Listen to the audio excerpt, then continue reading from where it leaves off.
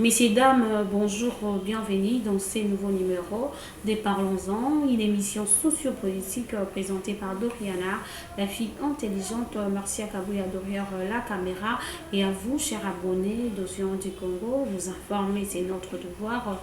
Voilà pourquoi tu es raté à travers nos émissions Kolobelabino, l'actualité de l'ère Maïmaza, Koleka, na Mboka Nabiso, messieurs, dames. Aujourd'hui, tu reçois la Maïbélé à travers cette émission, tu reçois la Nathalie Remaniema, ou Salami, na gouvernement Nabiso, donc qui était beaucoup de gens déjà pour critiquer, pour nous, na figure,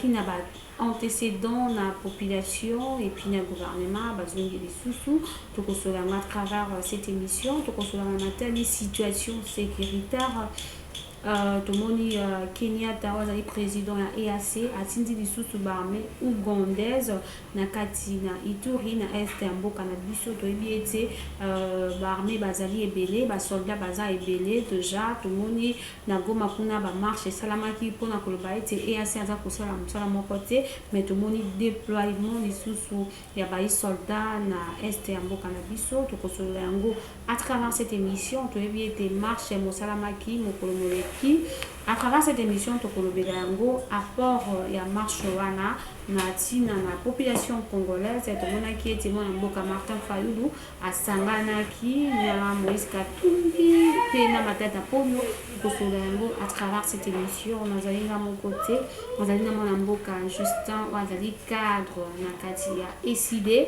na yende tokosolola Maïmatali École Congo. Je dis bonjour Mwana Mboka et puis merci de nous avoir invité aussi Nakati Yandakona. Bonjour Madame Dorian. Bonne santé. Santé nangai etambola balenge santé ya mboka ezali kokende. Cela veut dire que le pays va très mal. Alors santé pe ekokoza malamu te. Boni okola la pongi et pas ibazako bomabatu non loin de chez nous ici, à Maluku, à Kwamutu, à Kinsele, on tue les gens, on massacre les gens, on viole nos mamans, nos sœurs, nos enfants, nos filles. En tout cas, Kongeza Rasute, pas si eleki, pas si motema, pas si eleki. Merci beaucoup, Mboka. Tout est dans le solo ya remaniement, tout le monde était remaniement outil ko salama depuis lobby, il y a eu aussi des réactions, il y a battu belé par rapport à remaniement wana étant que mon Mboka ko ko banini na musala outil ko salama na gouvernement na biso. Merci maman na motuno tuni na outil ko landa ko banda lobby na butu.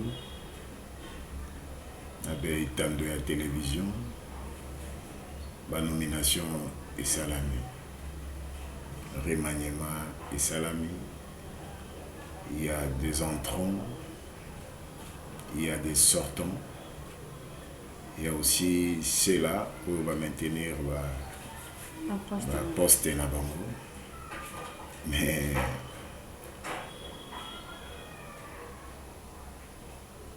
la moni ero komoko ya malamu ekobima te na gouvernement. Nandeni. Eza pasi.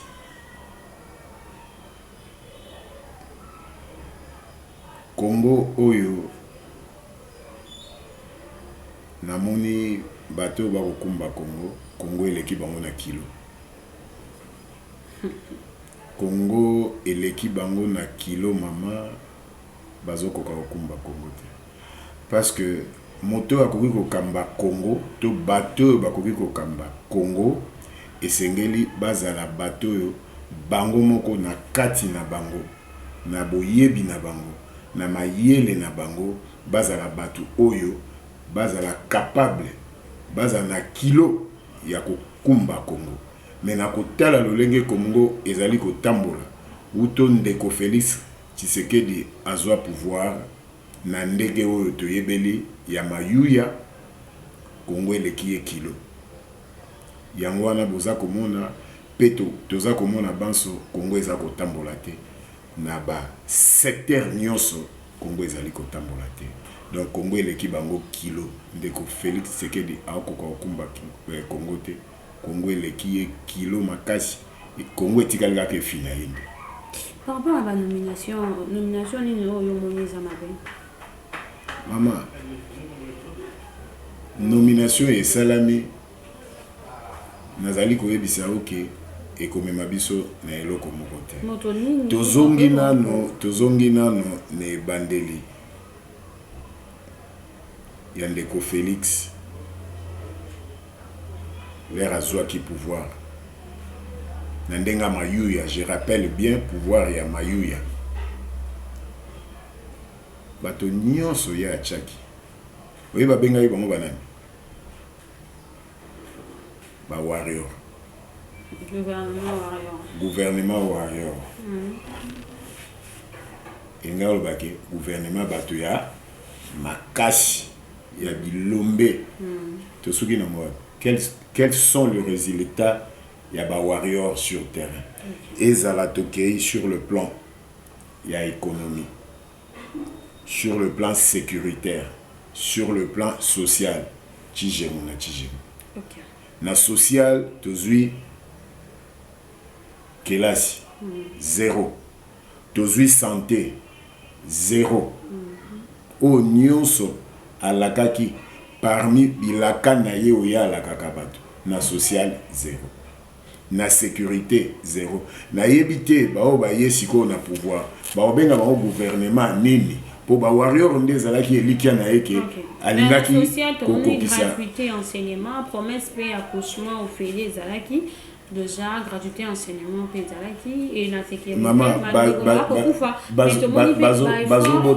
bazobota au félé wapi bazali kobota au félé wapi parce que wana ezalaki bilaka Félix apesaki parmi bilaka oyo apesa oyo akokisaka te na elaka ete santé pour tous santé ekozala mpona bato nyonso mama yo okenda hôpital ino ozwa traitement ofele mais gratuité donc nazotuna motuna te me nazali koyebisa yo santé hôpital onini oyo bakongolais bakendaka kobanda na baprovince na awa na ngomba Kinshasa hôpital nini oyo bato bakendaka bazwaka traitement ofele okotangelanga hôpital moko donc eloko eza te tokei na makambo lobi ya enseignement gratuité enseignement ozoyoka ndenge ezali te oza kolanda ndenge nini ezali kobeta ngonda te bekola lokuta ebele mpona balia mbongo ndenge bamesana koyiba nayebi te lelo to jeudi lobi combien de millions na kolanda nayeba lobi combien de millions bayiba parce que c'est chaque jour qu'on nous vole des millions de dollars chaque jour. Mokole le Canada depuis ndeko Félix Tshilombo azwa pouvoir, on nous vole des millions chaque jour. Chaque jour. Obenga mo ba wario. Mais oyo kutu gouvernement ye na moniti na kutu na lobela ya mote. Parce que na bo bazalaki kala, o bazalaki accusé na ba makambo ebele bazongi avec une mission précise parce que gouvernement Kalate sanza liboa ou bien sanza motoba awa tozali kobonga mapoto kende na élection donc bayende kosala o ba mesana kosala soki ba tiende ngomoni mitu ya sike koti wana bazana mission baye ba misusu baye ko se refaire santé financière parce que gouvernement banda Félix a kambaka mboka na ndenge ya oyo toyebeli ndenge azwa pouvoir. Il n'y a que des détournements, il n'y a que des vols, il n'y a que des tueries. Alors, bateau, baye, maman, en tout cas, en tout cas, population yé mon kuto aye bike awoche espoir. Te po banda e bandele. Bilaka nyonso ba pesa e amona ya mote. Siko awoche espoir na nini na basanza o etikali espoir nini kongola ko cha na ba membre gouvernement auto na gouvernement oyo nini ba ko pesa ye o balaka e basi ba pesa ye to nini ba ko kokisa oyo basi ba salela ya tandambu nango. Ezalite Chile gelo, zéro. Makamunioso, zéro. Tout qui n'a plein électricité. Parce que zolo va social. Yebisangai. Électricité. ndeko Chilombo alobaka na biso nini ba barrage à Rosal yebisanga barrage boni asali barrage boni asali kuna epai na ye na Kasai kuna barrage abetaki tango akosala tozali wapi tozonga no etali mai mama ba province boni to ba ville boni ba territoire boni faut ba yebisa biso voilà na territoire tel tozong toche mai esika mai ezalaki te na mboka boye esika mai ezalaki te toche na ville tel esika mai ezalaka te toche est-ce que ozali na ba ville oyo to ba territoire oyo mai ezalaki te bache mai eloko ezate awa kaka na Kinshasa awa tovandia mai ebimaka na ba commune nyonso mai ebimaka na commune nyonso okei na mpasa awa mai ezali ya régie des eaux okei na Kingasani abo ba pompe wana mai ebimaka okei na nini awa abo na Malukwa mai ebimaka na ba robinet nyonso awa na ville ya Kinshasa. Donc sur le plan social n'en parlons même pas, c'est la souffrance totale pour la Baimboka. Donc eza pasi makasi. Merci beaucoup, mon Mboka.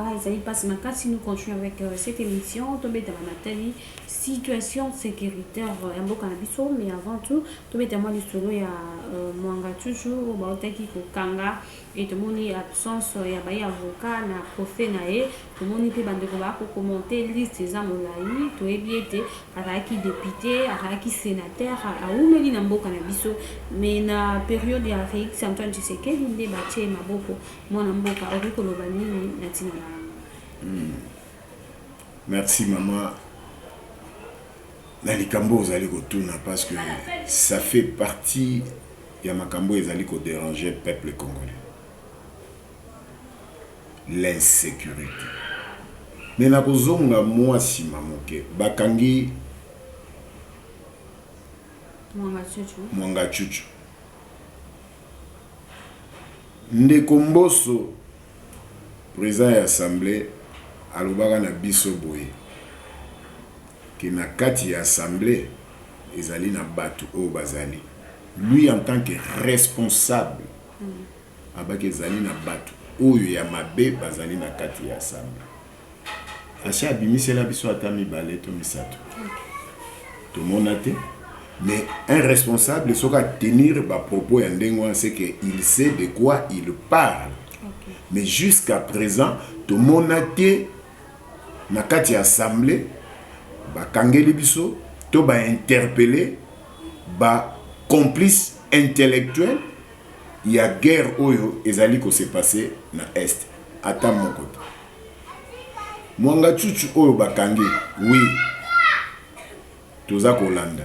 Mais maman, naza ko yebisa peuple congolais phototika na bokebi makasi na likambo ya arrestation ya Mwanga Chuchu. Okay. Parce que na o tozali koyoka bandeko na biso bazali menacé oyo bazali na pouvoir. Bazali menacé que ba libérer Mwanga Chuchu. Okay. Parce que balobi ke na ndenge tozali koyoka soki ba libérer Mwanga Chuchu te et kozala mabe. Mais na kosenga na bakambi ya auditorat militaire oyo bakangi baza kosambisa ye balenda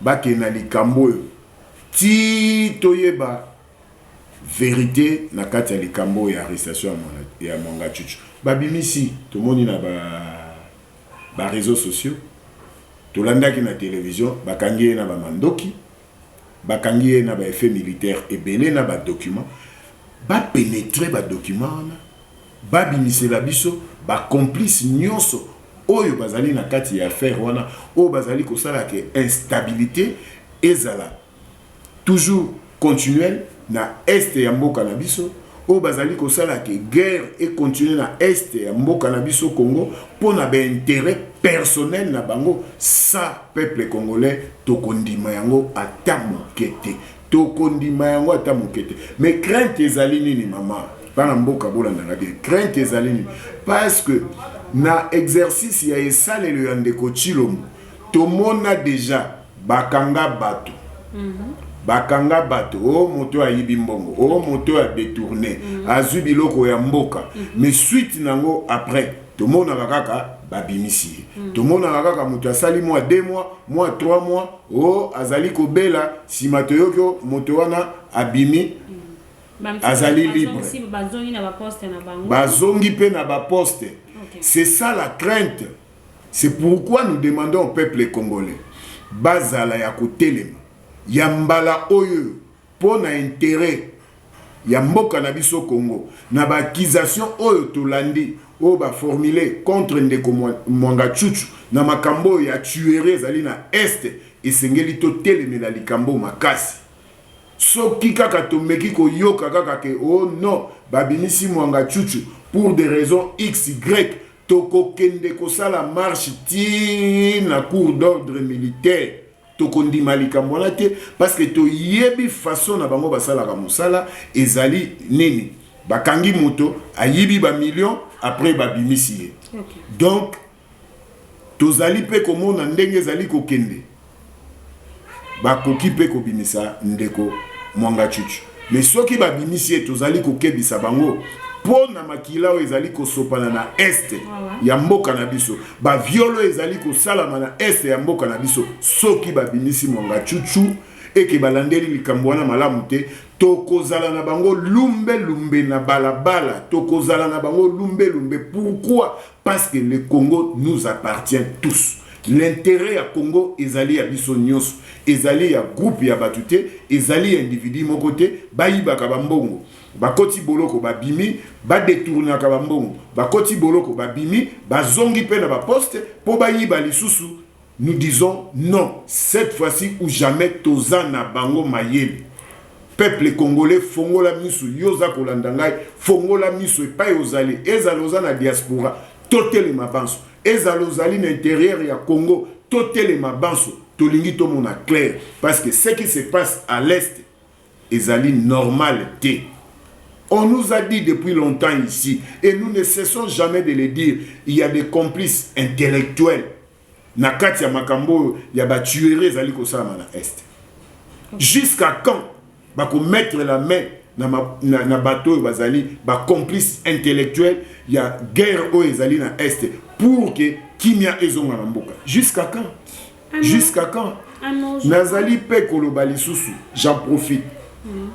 Touta ekosala marche mon nene awa le 11 mars tout ça là qui marche na cadre ya parti politique na biso décidé tout ça qui na baimboka parce que l'appel ya marche a été lancé par le commandant du peuple le président Élie Martin Fayulu. L'appel c'était quoi? Bana mboka nyonso ya tout bord oyo balingi Congo oyo Congo ezalaka oyo Congo ezalaka souci na bango oyo Congo ezali vraiment mboka na bango banso toya na cadre ya lamuka to lansaki appel wana bandeko oyo bamonaki ke likambo wana ezalaki pe ko concerner bango bayaki ko se joindre na biso pona to tambola s'il vous plaît madame pona to tambola to chama pinga na biso ya ekolo makasi tolobela bango tolakisa bango ke biso peuple congolais tozali sima na bino tozali kosenga na bino nini tozali kosenga na mapinga na biso babunda etumba bakangola basikola mboka na biso na maboko ya banguna na biso M23 oyo Rwanda azali kobundisa biso. Voilà l'une des raisons, première raison tout ça là qui marche mokolo ya le 11 mars. Deuxième raison ya marche na biso ezalaki ete toyebisa ndeko Tshilombo abinisa mboka na biso na kati ya EAC. Troisième raison ezalaki pona ni ezalaki pona koloba ete makambo tozali komona ya seni oyo ezali kosalama na banrôlement oyo ezali kokende mabe ezali préparation déjà en amont ya fraude. Tala 3 raison auto tambolaki. Mais sur le plan sécuritaire, Nazali Kolobabo, là c'est moi Justin qui l'ai dit. Est-ce que basoda na biso nini oyo bango bazali na yango te, oyo banguna na biso bazali na yango? Tozangi mandoki, tozangi masasi. Mais eloko nini ezali kosala, la question que nous devons nous poser, eloko nini ezali kosala make sango tozali koyoka kuna na front à tout moment, oh basoda na biso bazozonga asini, basoda na biso bazozonga asini, ba avancer ezali te parce que commandement ya armée ezali malamu te. Tozali kosenga pour l'intérêt ya Congo va changer commandement ya armée. Commandement ya armée na niveau ya front et kozana maboko ya 23 généraux te. Nani akoyoka nani akoloba nini o ba troupe bakolanda. Tozalaki na ba Mamadou Ndala awa, tozalaki na ba général lokola Bauma. Tango basalaka musala to monaka ba résultat o biso banso toyebi boni lelo oyobo avec 23 généraux na front kuna toza ko so résultat te basoda na biso baza ko avancer te kolia ya malamu baza ko pesa bango te yango wana to sala ki marche pona ko tia maboko to éveiller conscience ya bao bazali ko kamba mboka ete batala likambo ya kolia ya basoda na biso na front batala likambo ya kotindika oyo sengeli na maboka après marche. Maman, résultat ekoki kozala sikoyo to ekoki kozala lobi. Les fêtes déjà ya koloba na banzi baimboka bandeko na biso en uniforme o bazali na front bayoki balobi ete ezali na bana ya lamuka ezali na eteni ya ba congolais oyo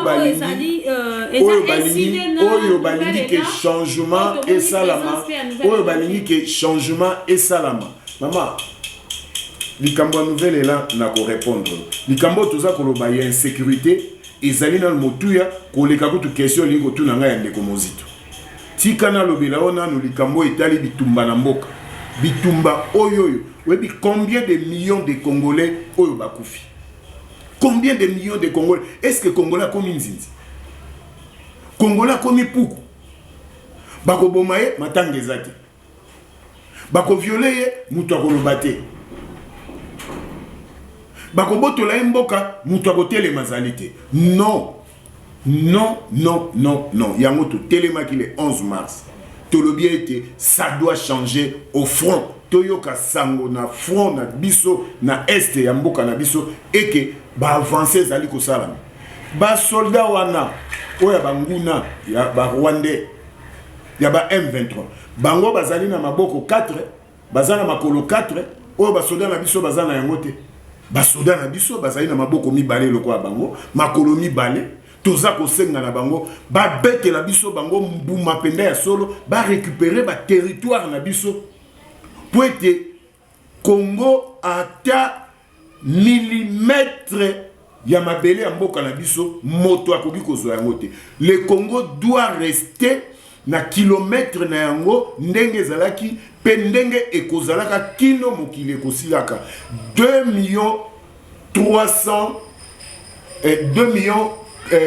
350 400 km². Il faut etikala ndenge wana ata millimètre moko te ya territoire na biso eke na maboko banguna po ekende te sengeli baimboka totelema mampinga etelema bakambi ya mboka bazala bato bazali sincère bazala bato bazali kosala musala pona ko telemisa nkita ekolo ke bazala bato baye kosala musala pona ko détruire mboka na ba vol na ba détournement parce que likambo malamu ngana lobaka mingi ndeko Félix Tshilombo apesaka biso promesse ndenga mesana ko pesa promesse toyokaka ya lobi ke il fera des Congolais des millionnaires.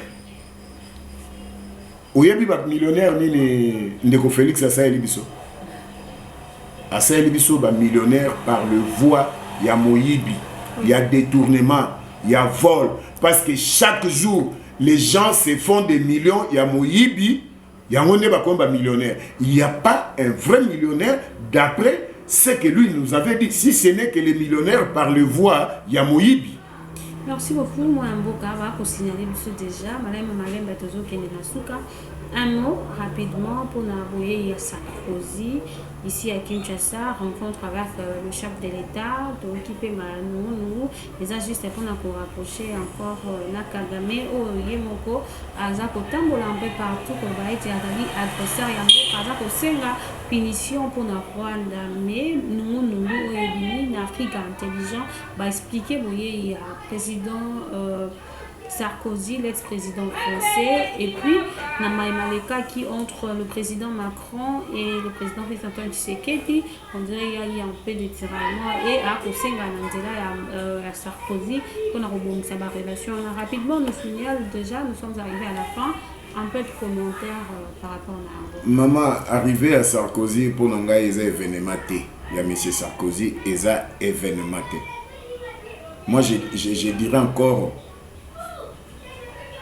plus que c'est un danger. C'est un danger. Soit au côté de l'histoire, il y a Mboka et Afrique, tu y as vu Sarkozy. Mais c'est Sarkozy à ça. Tu as vu Sarkozy à ça. Donc moi, personnellement, je me dis que je m'attends en rien à la visite de Awa, que Kobo Tambouma Malam. Si ce n'est que Koya Koluka ndenge nini oya lobaka, parce que c'est lui qui nous avait dit Tolanda ya lobaka que esengeli na gouvernement congolais aye ba ko partager ba richesse na ye na ba voisin na ye. Moi je crois que c'est ce qu'il est venu dire à Félix. Okay. Que Félix tala ndenge zali boye luka ovanda na bandeko osola na bango pe babendaka bango pe bazwa kankita école. Je m'attends en rien à la visite de M. Sarkozy. S'il y a quelque chose, il y a bien au Eko Bimana Mboka, Eko Ute pa ina bisoba na mboka. Bisoba na mboka, to vanda, to solola, to tala na miso na miso, to loba, ni nezali ko tambola, ni nezali ko tambola. Je crois, ceux qui to vandi, to bongisa makambo ezali mabe, to bongisi makambo ya seni, to bongisi makambo ya cour constitutionnelle, to bongisi makambo ya sécurité, ya armée, ya la police, ceux qui to vandi, to ko changer mboka na biso. Mais ba onyoso bazali koya, ezali pona ba intérêt na bango. Je ne vois vraiment eloko moko oyo M. Sarkozy a memeli biso ya malonga ezalité. Ezalité maman wana ezalika putulu milinga bazabo pakola biso ezalité bandeko ya EAC olobaki na ngaya ndeko Félix ayebisa biso nini que voilà akoti na kati ya EAC bandeko wana o bakotaka côté ya Bunaganda bazali koya pona bacha biso maboko babunda bitumba elongo na mapinga na biso pona kobengana banguna o bazali ko bundisa biso osio ka bango babunda bitumba mais to uti kolanda bakonzi ya bamboka wana balobi ni balobi ba militaire na bango oyo baye awa baye po babunda bitumba. Donc par là Félix une fois de plus ndeko Félix une fois de plus il nous avait menti ayebisa biso vérité te. Parce que les lois, bango moko balobi que non baye ko bunda bitumba te bango ba hotel mana bango kaka ba sala zone tampon na bango. Mais li ko lobani soki bango ba bunda te. Mais biso bana mboka sengeli to telema. Biso moko to bunda bitumba pona ko délivrer mboka na biso na maboko banguna. Il y a une grande complicité au niveau international contre le Congo, mais à nous les Congolais, il y a ko telema, il y a ko tambola, il y a ko lobaete non, non et non, cette fois-ci ou jamais. Biso moko to kende liboso to sikola mboka na biso na maboko ya banguna oyo bazali na kati ya complicité ya ko yiba mabele na biso ya ko zwankita ekolo na biso.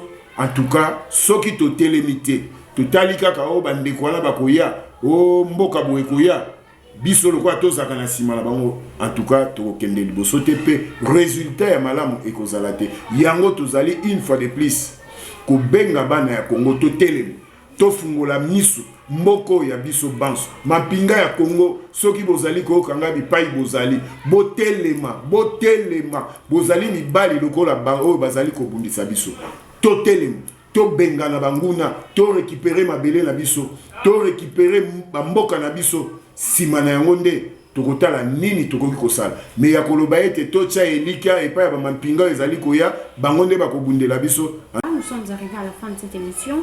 Un mot pour Nabaï, téléspectateurs, puis internautes, nous avons bakou ya kolandeo na émission na biso. Liloba o nakoki na ko clôturer na yango masolo na biso ya mokolo ya lelo.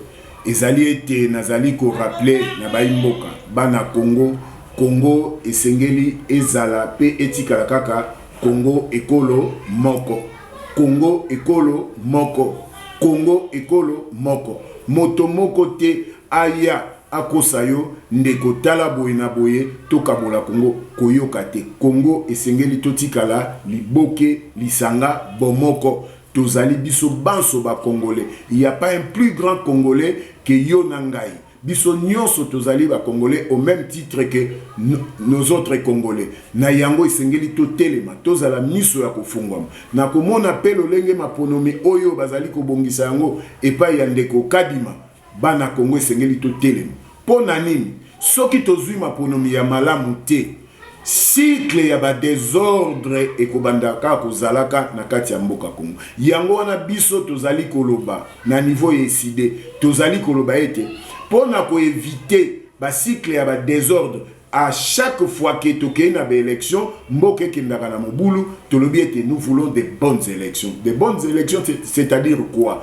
Tobongisa ba institution nyonso oyo ekoki kosala ete evanda malamu entre autres CENI cour constitutionnelle tobongisa yango pour que tozwa maponomi oyo ezali crédible et transparente apaisée.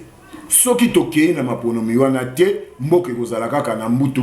Mais na souci ya mboko tozali nango tozali kosenga na biso banso ete toyoka oyo tozali koloba toke na maponomi ya malamu pour que mboka na biso ekende liboso lokola bamboka musu tozongi sima makasi bana mboka tokondima kaka lere nyonso tozonga kasima non tolingi tokende liboso po tokende liboso esenge na bato bazali kokamba mboka na ndenge ya mayuya bayoka parce que le Congo ezali héritage commun bayoka tovanda tobongisa tokende maponomi ya malamu pour que na sima ya maponomi bana mboko bakopona ya bango mokonzi ya mboka basepela ete oyo azwi bokonzi azali kokamba auti penda na kati ya mitema bana Congolais ezala te oyo auti na maboko ya batu na ndenge ya compromis à l'africaine wana nde toboyi yango toboyi ba président oyo bako diriger mboka à la compromis africaine tolingi président oyo ako diriger mboka oyo auti penda na mitema ya peuple congolais aponi ye po akambela ye mboka nde tokozwa ba résultat ya bien